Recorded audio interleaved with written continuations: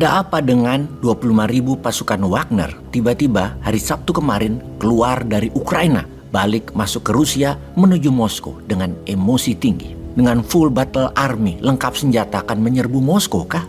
Dalam siaran resmi, Yevgeny Prigozhin, dia terus meneriakkan kemarahannya atas tindakan yang dilakukan petinggi militer dan Kementerian Pertahanan Rusia sebagai incompetence dan lack of leadership, tidak memiliki kemampuan militer dan tidak memiliki kepemimpinan perang. Bayangkan diri Anda sebagai Prigozhin misalnya, bosnya dari Wagner, pemimpin pasukan tentara bayaran di mana sekitar bulan Mei 2023 dia sudah teriak-teriak minta amunisi ketika perang di Bakhmut, Ukraina. Wilayah terbesar dan terlama pertempuran antara Rusia dan Ukraina. 70% tentaranya tidak punya amunisi lagi di bulan Mei tersebut. Moral tentaranya terpukul. Namun di tentara struktural atau tentara aslinya Rusia malah banyak yang mabuk-mabukan termasuk komandan di lapangannya. Kita semua tahu bahwa kemenangan terbesar dalam perang di wilayah Ukraina adalah ketika penaklukan wilayah Bakhmut ini yang merupakan kemenangan dari tentara Wagner, pasukan tentara bayaran tersebut. Kemenangan Wagner adalah tamparan keras pada militer Rusia, terutama Menteri Pertahanan Rusia Sergei Shoigu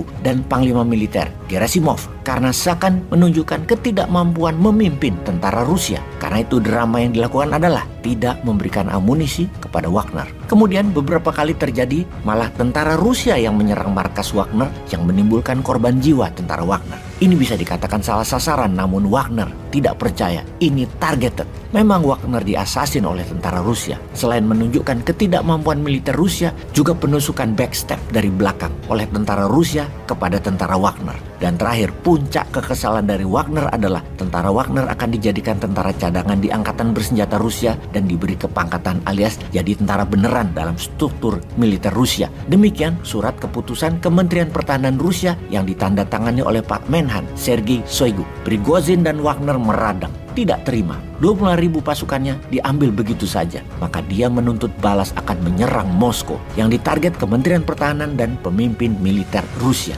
Yang Wagner tuntut, berikan amunisi, perpanjang kontrak militer kembali dengan nilai yang naik, bukannya diambil jadi tentara Rusia. Ketika langkah Prigozhin dan Wagner balik badan dari Bakhmut, Ukraina, masuk balik ke wilayah Rusia bagian selatan tersebut, kemudian Wagner menaklukkan markas militer tentara Rusia di kota Rostov-on-Don. Maka Moskow menggunakan kata treason dan munity dalam kalimat resminya terhadap Wagner Group. Treason adalah pengkhianatan kepada negara dalam usaha menggulingkan pemerintahan yang sah. Munity adalah pemberontakan kepada atasan seperti awak kapal melawan sang nahkoda kapal. Wagner dimasukkan dalam kategori tersebut.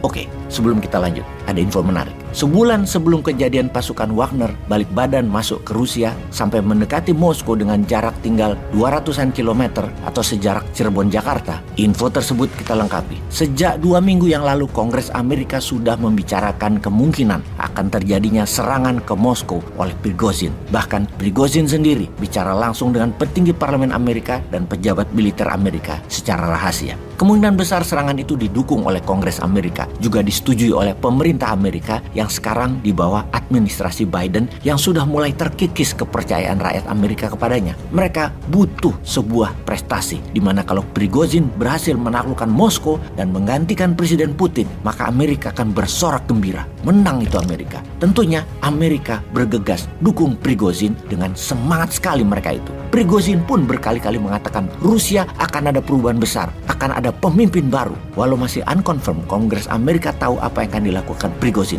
Amerika diperkirakan mendukung dengan dana dan amunisi ke Prigozhin sejak minggu lalu. Di sini Amerika lupa Putin mantan KGB dan mantan FSB, Badan Intelijen Federal Rusia atau FBI-nya Rusia, juga petinggi FVR atau CIA-nya Rusia, dan mengenal Prigozhin sejak masih berjualan hotdog dan punya restoran di Saint Petersburg. Keduanya berasal dari tempat yang sama hingga Prigozhin menjadi orang kepercayaan Putin yang menyediakan makan Putin dan tentara Rusia hingga saat ini. Sandiwara Prigozhin berhasil, Amerika dikerjain. Hanya kurang dari 24 jam setelah Wagner yang di kota Rostov ditelepon oleh kamrat Putin lainnya, yaitu Presiden Belarusia Alexander Lukashenko kepada Prigozhin dengan kalimat klasik, "Ayo pulang, selesai sudah hingar-bingar tadi." Sebagian besar tuntutan Wagner dipenuhi. Mereka balik kampung dulu. Di Belarus, Putin pinjam tangan buat menggampar menhannya dan militernya Rusia. Kemungkinan besar akan terjadi pergantian di militer Rusia dalam waktu dekat. Wagner sekarang sudah meninggalkan wilayah selatan Rusia sejak hari Minggu kemarin.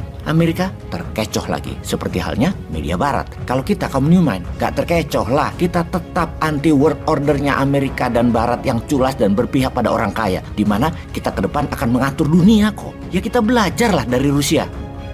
Peace.